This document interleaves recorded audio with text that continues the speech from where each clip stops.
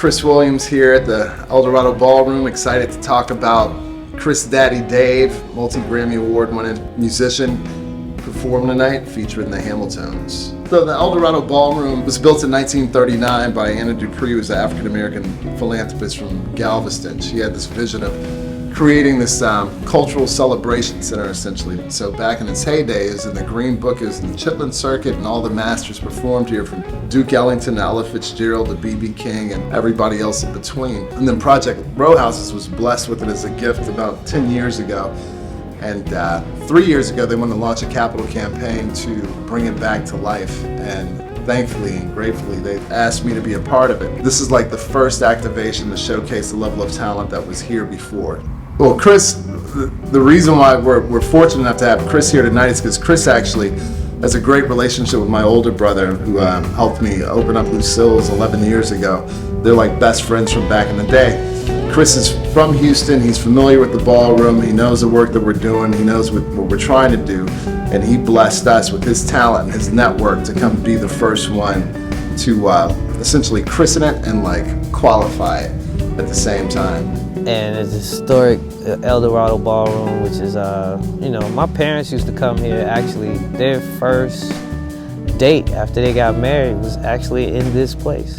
It's so historic from all the legends that's been here. James Brown, B.B. King, Lightning Hopkins. They even had where things I used to hear about, where you pay like 5-10 cents to come here or 25 cents to dance. So it's a great start to have Chris Dave be our opener, because he's a product of Houston, a product of HSPVA. He won more awards over at HSPVA than any other musician that's ever gone through that institution. And this is a Houston asset. So to have him come in and be the first is just huge. Like we got a Grammy Award winner.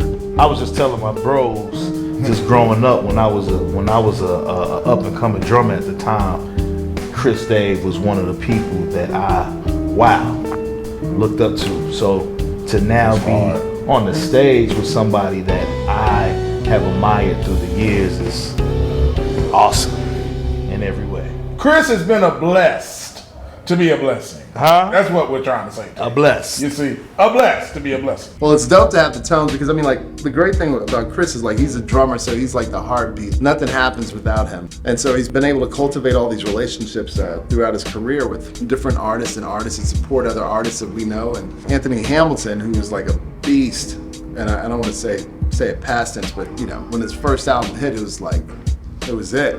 And we were all in love with it. And then when he was talking about setting up his residency program, which is the first iteration of, he mentioned, hey, I want to do it with the Tones, and hey, I'll just follow his lead.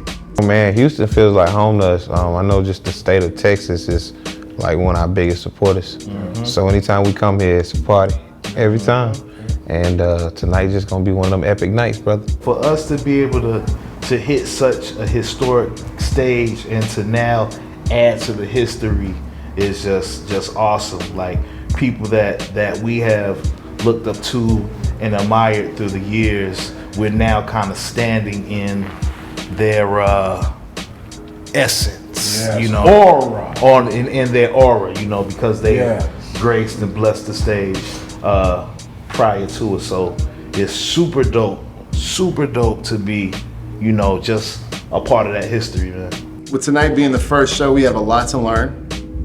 We have a lot to learn, but every lesson is a blessing, and I'm excited to see about us getting the word out, and hopefully these people that are brave enough to come and attend our first offering will become ambassadors of what we're trying to do, and it'll just grow from there. And so I'm excited. What we have planned here at this beautiful place, Historic Eldorado Ballroom, once a month we're gonna bring just special talent from around the world, like how it kind of used to be, but with a little twist, and it's live music. And these are established artists, Grammy winners, critically acclaimed, just people we're super fans, and you wouldn't really see them in something this intimate. This is like an exclusive type of event. We just love to be a part of, because it's something you can't really see every day, and it's not here the next day or the day before. Family, friends, from everywhere that love Houston. This is an excellent way for them to come here, for us to bring them here, for the people to see them here, not have to go out of town to see things like this, of this nature, of environment and community of like-minded people. Just hanging out, having fun. It's like you in your living room and everybody's hanging out. It's like a big family musical. The immediate goal for the ballroom, get it back up to that national recognition that it had before. Like, this is essentially the Savoy Club of Houston. It's the Apollo Theater of Houston. Like I said, it was in the Green Book. This sets us on that path to be that spot that